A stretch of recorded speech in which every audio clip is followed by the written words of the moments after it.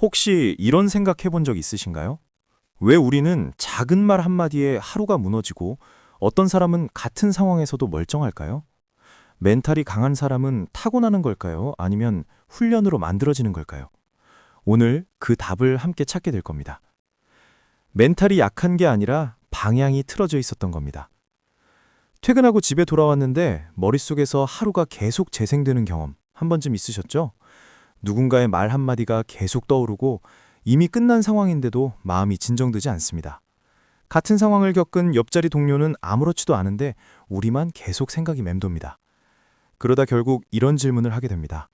우리는 왜 이렇게 멘탈이 약할까요? 그런데 오늘 이 질문 자체를 바꿔보려 합니다. 사실 우리가 약해서 이런 게 아닙니다. 오히려 자기 인식 능력이 높기 때문에 삶을 더 진지하게 받아들이고 있는 겁니다. 문제는 능력이 부족한 게 아니라 조절 방법을 배우지 못했을 뿐이라는 점입니다.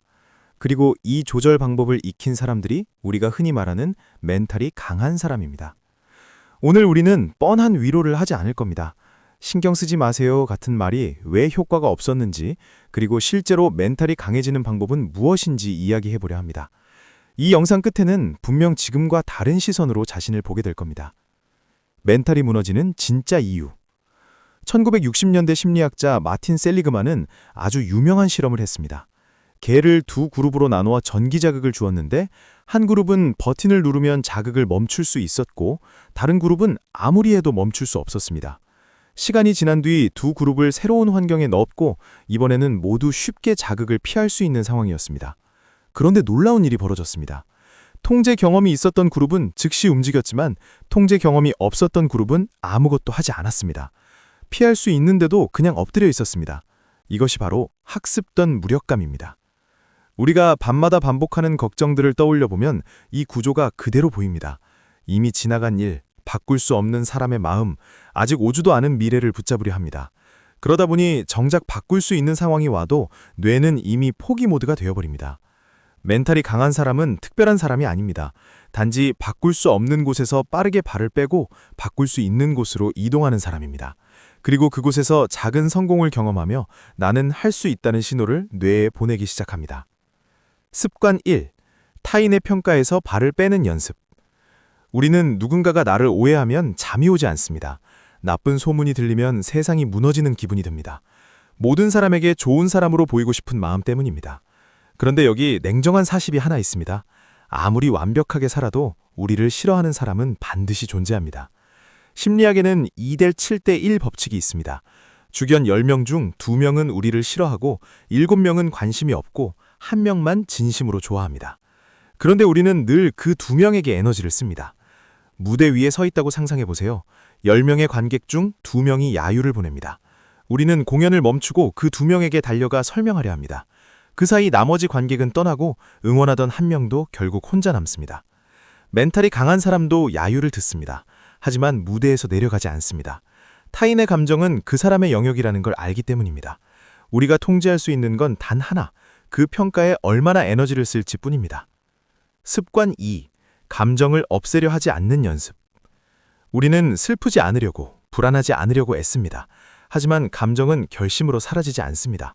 오히려 억누를수록 더 강해집니다. 심리학에서는 이것을 역설적 반등 효과라고 부릅니다. 흥미로운 연구가 있습니다. 감정은 몸에서 약 90초 동안 화학적으로 지속됩니다. 그런데 우리는 왜 하루 종일 같은 감정에 시달릴까요? 감정이 오래가는 게 아니라 생각이 감정을 반복 재생하기 때문입니다. 감정은 비와 같습니다. 비를 멈출 수는 없지만 반드시 그칩니다. 문제는 비가 멈춘 뒤에도 우리가 계속 호스로 물을 뿌리고 있다는 점입니다. 멘탈이 강한 사람은 감정을 없애려 하지 않습니다. 대신 감정이 지나가는 동안 해야 할 일로 주의를 옮깁니다. 불안해도 괜찮습니다. 불안한 채로 행동하는 것입니다. 습관 3. 결과 대신 실험으로 바라보기. 우리는 실패를 자신과 연결합니다. 프로젝트가 실패하면 나는 무능하다라고 생각합니다. 하지만 과학자는 실험 실패를 이렇게 해석하지 않습니다. 이 방법은 효과가 없었다. 그뿐입니다. 토마스 에디슨은 전구를 만들기까지 수천 번 실패했습니다. 그는 실패했다고 생각하지 않았습니다. 작동하지 않는 방법을 발견했다고 말했습니다. 결과는 통제할 수 없습니다. 노력까지만 우리의 영역입니다. 면접 준비는 할 수 있지만 합격 여부는 통제할 수 없습니다. 실패는 판결이 아니라 데이터입니다. 이 관점 하나가 멘탈을 완전히 바꿉니다. 습관 4. 감정의 관찰자가 되는 연습. 감정을 느끼는 것과 감정이 되는 것은 다릅니다.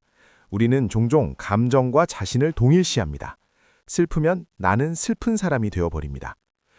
영화관을 떠올려 보세요. 스크린 속으로 들어가면 공포가 되지만 객석에 앉으면 장면을 관찰할 수 있습니다. 위치만 바뀌었을 뿐입니다. 감정에 이름을 붙이는 순간 뇌의 경보 시스템이 낮아진다는 연구가 있습니다. 나는 불안하다 대신 불안이 지나가고 있다라고 말해보세요. 이 작은 문장 변화가 우리의 위치를 스크린에서 객석으로 옮깁니다. 습관 5. 자기 대화의 방향을 바꾸는 연습. 친구가 힘들다고 말하면 우리는 따뜻하게 위로합니다.